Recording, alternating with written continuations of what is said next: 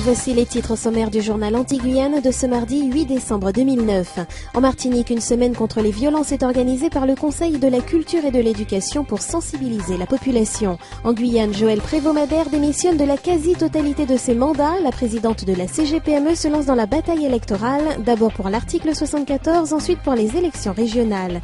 Le SNEP FSU Guadeloupe proposait 2 jours de stage de formation syndicale sur le thème « Les enseignants de PS face au risque du métier ». Tous unis contre la violence. L'initiative du Conseil de la culture, de l'éducation et de l'environnement de la Martinique est symbolique et tous les acteurs qui prennent part à cette vaste réflexion contre la violence espèrent ensemble établir une liste d'actions à mener.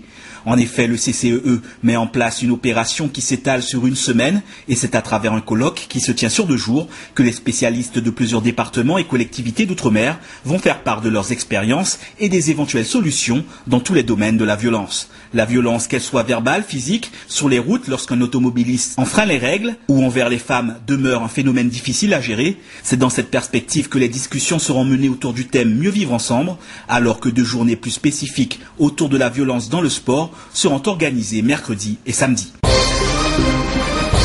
Joëlle Prévost-Madère n'est plus conseillère municipale de Cayenne, ni d'ailleurs élue de la Chambre de commerce et d'industrie. Si elle reste conseillère régionale, elle a aussi pris quelques distances avec la CGPME, la Confédération Générale des Petites et Moyennes Entreprises qu'elle préside en Guyane. Celle qui fut l'égérie des manifestations pour la baisse des prix des carburants en fin d'année dernière a décidé de consacrer du temps à la consultation populaire sur l'évolution statutaire du 10 janvier prochain. Joëlle Prévost-Madère va faire campagne pour l'article 74, un choix différent de celui de l'UMP à laquelle elle est pourtant adhérente. Puis, en mars prochain, elle entend bien conduire une liste aux élections régionales avec ou sans l'aval de sa famille politique.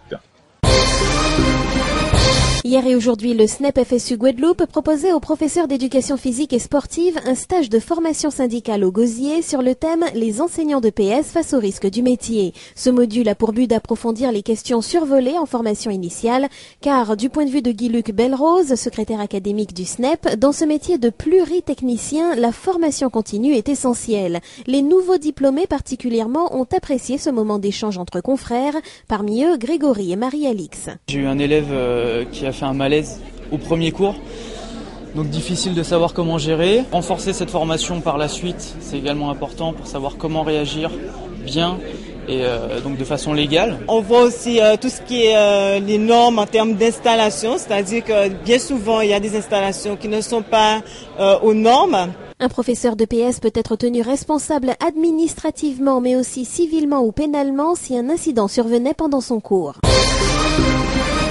La DRAC invitait les professionnels de la culture, de la formation, de l'insertion et les artistes à participer au Centre culturel Sonis des Abîmes à une journée sur la structuration des activités et de l'emploi dans les secteurs culturels. À cette occasion, un état des lieux de la mutualisation des ressources a été dressé. Les nouvelles formes d'emploi et d'organisation économique dans les secteurs de la création et de la diffusion artistique et culturelle ont été présentées. Par ailleurs, une réflexion collective portant sur les valeurs de l'économie solidaire au service de l'activité et de l'emploi culturel a été engagée. Cette initiative a pour but de structurer un secteur professionnel souffrant. Les quelques Guadeloupéens ayant fait le choix de vivre de leur art ou d'œuvrer dans le domaine de la culture rencontrent maintes difficultés. Leur quotidien et leur avenir sont à conforter. Après ceux de Sinamari et Irakubo et avant celui de Saint-Élie, le conseil municipal de Kourou a voté en faveur de l'adhésion de la ville à la communauté de communes du pays des Savanes. Une fois que les 4 conseils municipaux se seront prononcés, le préfet devra publier un arrêté afin que l'organisme intercommunal puisse voir le jour au 1er janvier prochain. La communauté de communes du pays des Savanes serait alors la 4e du genre en Guyane, après la communauté de communes du centre littoral, la communauté de communes de l'Est guyanais et la communauté de communes de l'Ouest guyanais qui défraient la chronique depuis quelques jours. Les premiers dossiers qui devraient être traités par les futurs conseillers communautaires du pays des Savanes concerneront les déchets ménagers et les transports.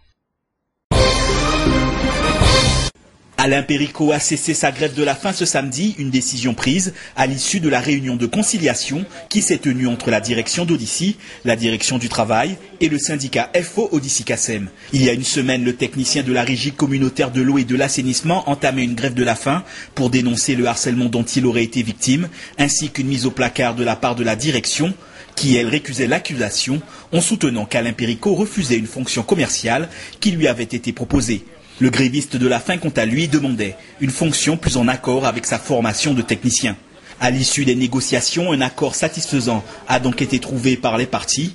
Alain Péricault se voit attribuer la fonction de technicien vérificateur en eau potable, placé sous l'autorité de la direction commerciale d'Odyssey.